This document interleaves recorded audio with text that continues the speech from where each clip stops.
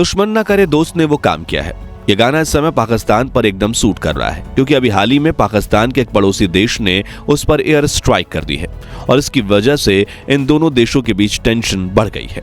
दिक्कत की बात यह है कि एयर स्ट्राइक करने वाला ये कोई कमजोर देश नहीं बल्कि ईरान है, जो अमेरिका के सामने भी नहीं दबता। ऐसे में पाकिस्तान अगर कोई भी एक्शन लेता है तो उसका उसे बहुत बड़ा हर्जाना भरना पड़ सकता है। ईरान का कहना है कि उन्होंने पाकिस्तान के अंदर पल रहे एक मिलिटेंट ग्रुप को अपना निशाना बनाया है, लेकिन पाकिस्तान की माने तो कहानी कुछ और ही निकलकर सामने आती है और उसकी तरफ से ईरान पर आरोप लगाने की प्रक्रिया भी शुरू हो गई है। सवाल ये उठता है कि आखिर ईरान ने अचानक से पाकिस्तान पर एयर स्ट्राइक क्यों कर डाली? इस एयर स्ट्राइक में किस मिलिटेंट ग्रुप को निशाना बनाया गया है? इस हमले में कितने लोगों की जान गई है और इस पर पाकिस्तान अब क्या एक्शन लेने वाला है? इन सब चीजों के बारे में भी हम आज इस वीडियो के अंदर डिस्कस करने वाले हैं, इसलिए वीडियो को अंत तक जरूर देखिएगा। साथ ही अगर आप चैनल पे नए हैं तो ऐसी इंफॉर्मेटिव वीडियोस के लिए सब्सक्राइब करना बिल्कुल भी ना भूलें। दोस्तों, ईरान और पाकिस्तान दो ऐसे पड़ोसी देश हैं जिनके बीच हमेशा ही या तो अच्छे या ठीक ठाक रिलेशन रहे हैं। पाकिस्तान और ईरान दोनों एक दूसरे के साथ 909 किलोमीटर लंबा बॉर्डर शेयर करते हैं। ये बॉर्डर ईरानी प्रांत सिस्तान और पाकिस्तानी प्रांत बलूचिस्तान को एक दूसरे से अलग व सीमांकित करता है। इसके अलावा ईरान पाकिस्तान के साथ 5,894 किलोमीटर भूमि सीमा साझा करता है। इन दोनों देशों के बीच एक ऐसा रिश्ता है जो समय के साथ विकसित हुआ और इस रिश्ते को सुरक्षा चिंताओं, रणनीतिक हितों और राजनीतिक पहचानों ने आकार दिया है।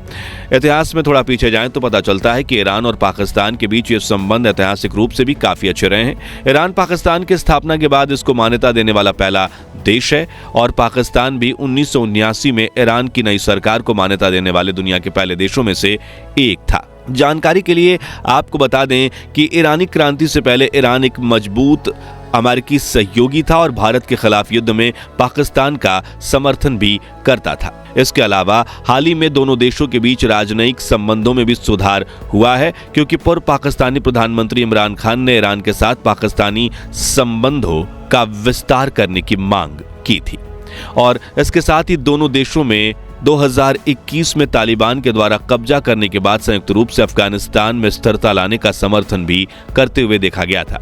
इतना ही नहीं, दोनों देशों के बीच पिछले कुछ समय में ट्रेड रिलेशन भी सुधरते नजर आए और जहां 2023 में इन्होंने आपस में ट्रेड कोलैबोरेशन किया, जिसके लिए 5 साल में $5 बिलियन का ट्रेड टारगेट रखा गया है। ये सब हम आपको इसलिए बता रहे हैं ताकि आपको इस चीज का थोड़ा आइडिया हो जाए कि पाकिस्तान और ईरान के बीच हमेशा अच्छे संबंध ही रहे हैं।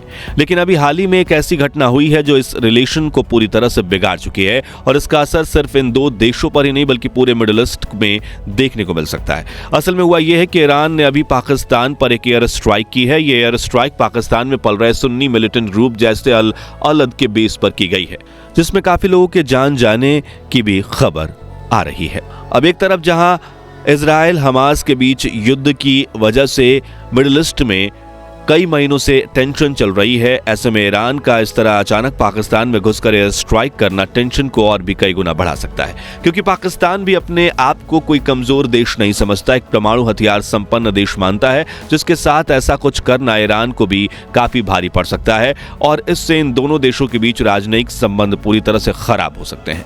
ईरान की आधिकारिक समाचार एजेंसी इराना यानी इस्लामिक रिपब्लिक ऑफ ईरान का कहना है कि पाकिस्तान पर यह हमला मिसाइल और ड्रोन्स के जरिए किया गया है। इसके साथ ही ईरानी स्टेट टेलीविजन की अंग्रेजी शाखा प्रेस टीवी ने हमले के लिए ईरान के अर्धसैनिक रेवोल्यूशनरी गार्ड को जिम्मेदार ठहराया है। सवाल ये उठता है कि ईरान ने यह हमला किया क्यों और उनकी जैशे अल अलद के साथ क्या दुश्मनी है। चलिए उसके बारे में आपको समझाते हैं। असल में दोस्तों, जैशे अल अलद, जिसका हिंदी मतलब न्याय की सेना है, 2012 में स्थापित किया गया एक सुन्नी आतंकवादियों का संगठन है जो मुख्य रूप से पाकिस्तान की सीमा पर ऑपरेट करता है। इस मिलिटेंट ग्रुप के आतंकवादी कई बार ईरान में बमबारी और ईरानी सीमा पर तैनात पुलिस का अपहरण करने का दावा कर चुके हैं और सिस्तान बलूचिस्तान बॉर्डर पर ईरानी सेना के इस मिलिटेंट ग्रुप के लड़ाकों के साथ अक्सर लड़ाई होती रहती है। यानी जैशे अल अलद ने ईरान को काफी लंबे समय से परेशान किया हुआ है, जिसकी वजह से ईरान को एयर स्ट्राइक करने पर मजबूर होना पड़ा। ईरान की तरफ से आने वाली रिपोर्ट्स में कहा गया है कि एयर स्ट्राइक बलूचिस्तान के पहाड़ी इलाकों में की गई है और उनका निशाना एकदम टारगेट पर जाकर लगा है। लेकिन वहीं पाकिस्तान इस हमले से बिल्कुल खुश नहीं है और पाकिस्तान के विदेशी मंत्रालय ने इन हमलों के कड़े शब्दों में निंदा की है। बयान में कहा गया है कि पाकिस्तान ईरान द्वारा बिना किसी कारण के उसके हवाई क्षेत्र के उल्लंघन करने की कड़ी निंदा करता है, जिसकी वजह से 2 मासूम बच्चों की मौत हो गई जबकि 3 लड़कियां घायल हैं। आगे इस बयान में वार्निंग देते हुए यह कहा गया है कि पाकिस्तान की संप्रभुता का यह उल्लंघन पूरी तरह से अस्वीकार्य है और इसके गंभीर परिणाम हो सकते हैं। इतना नहीं, विदेश मंत्रालय ने अपनी बात को आगे बढ़ाते हुए कहा है कि पाकिस्तान ने हमेशा इस बात को माना है कि आतंकवाद सभी देशों के लिए एक कॉमन खतरा है, जिससे लड़ने के लिए एक साथ मिलकर कार्रवाई करने की आवश्यकता है। इस तरह से एक तरफा कार्यवाही अच्छे पड़ोसी संबंधों के लिए बिल्कुल भी ठीक नहीं है और ये 2 देशों के बीच बने विश्वास को गंभीर रूप से कमजोर कर सकती है।